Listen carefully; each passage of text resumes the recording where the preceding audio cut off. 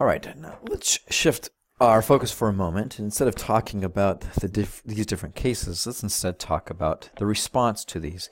How do the different philosophical schools of thought respond to some of these ethical issues that we have identified? Let me take a moment and remind you that Kantian emphasizes dignity and autonomy. Right? It values the worth of each individual and the freedom of choice that comes. The textbook points out, and I think it's important that we remember, that we need to consider all persons.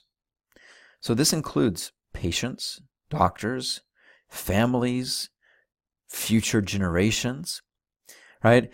And some of these controversies, such as those surrounding the embryonic stem cell research and organ donation, hinge on precisely when personhood is acquired and or when it is lost.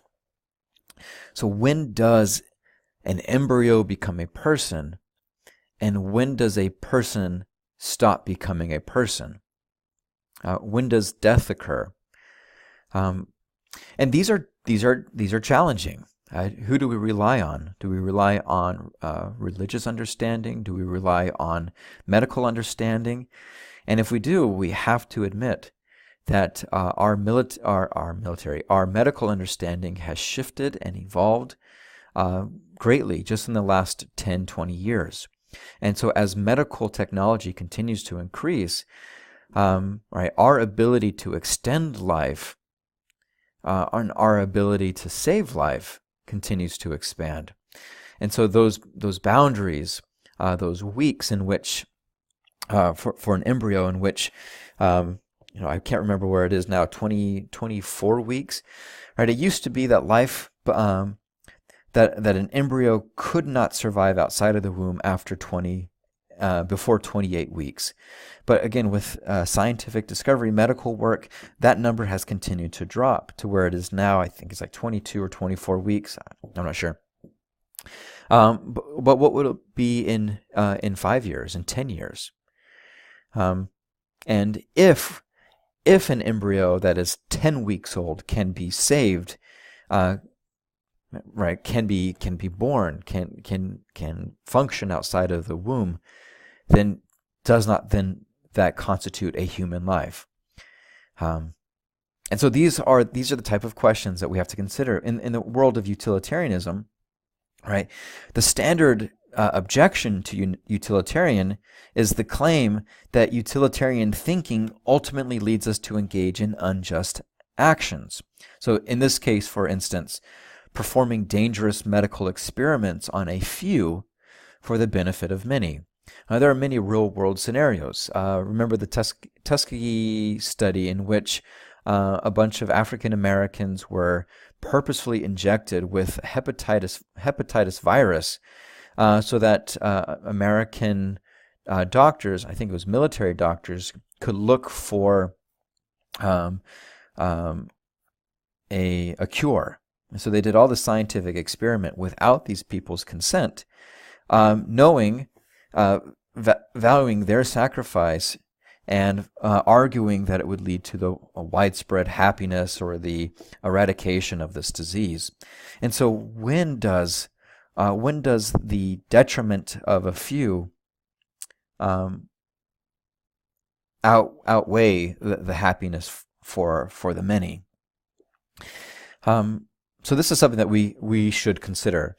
There was a film that came out in the 1990s called Extreme Measures. It stars Gene Hackman as a kind of an aging medical doctor who was doing medical testing and looking for a cure, and Hugh Grant, I'm blending Gene Hackman with Hugh Jackman, to get Hugh Jackman. Now, Hugh Grant plays this young, up-and-coming, but brilliant doctor who's been more or less hired by Gene Hackman's character. And Hugh Grant discovers, in reality, what Gene Hackman is doing, and that is taking homeless men off the street, doing medical testing on them in order to do groundbreaking research and ultimately doing this experimentation on these individuals against their will. Both these characters will make arguments about the ethical merits of their approach. Gene Hackman argues, the system is broken.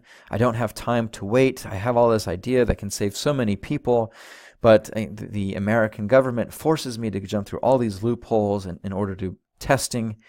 And he says, this is for the betterment of all. These people are heroes, i.e. those people that he is doing this medical testing on. Actually, let's go ahead and watch this scene, and we can get a sense of how this ethical argument is laid out. I'm 68 years old. I don't have much time. 3 years with a rat to get to a dog. And after 5 years, if I'm lucky, maybe I can work on a chimp. We have to move faster than that. I'm doing medicine here no one's ever dreamed of. This is baseline neurochemistry, guy. You're killing people. People die every day. For what? For nothing. Plane crash, train wreck. What do? What do you do? You change the channel. You move on to the next patient. You take care of the ones you think you can save. Good doctors do the correct thing. Great doctors have the guts to do the right thing. If you could cure cancer by killing one person, wouldn't you have to do that? Wouldn't that be the brave thing to do? One person and cancer's gone tomorrow.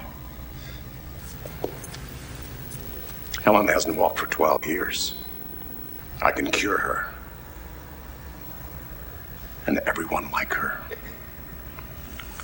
The door's open. You can go up there and put a stop to everything and it'll all be over.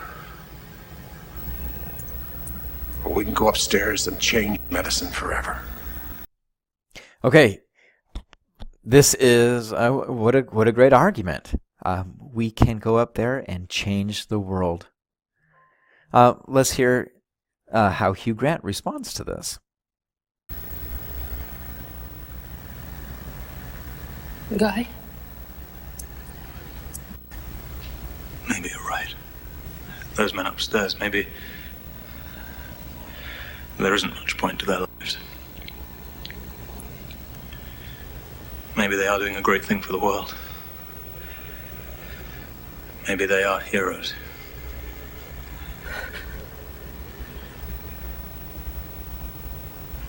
But they didn't choose to be. You chose for them. You didn't choose your wife or your granddaughter. You didn't ask for volunteers. You chose for them. And you can't do that because you're a doctor.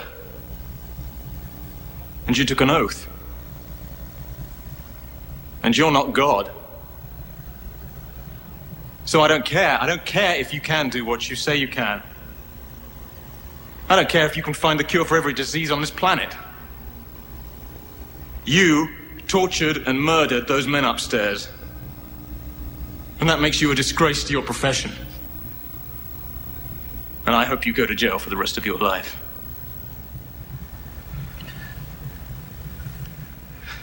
I'm sorry.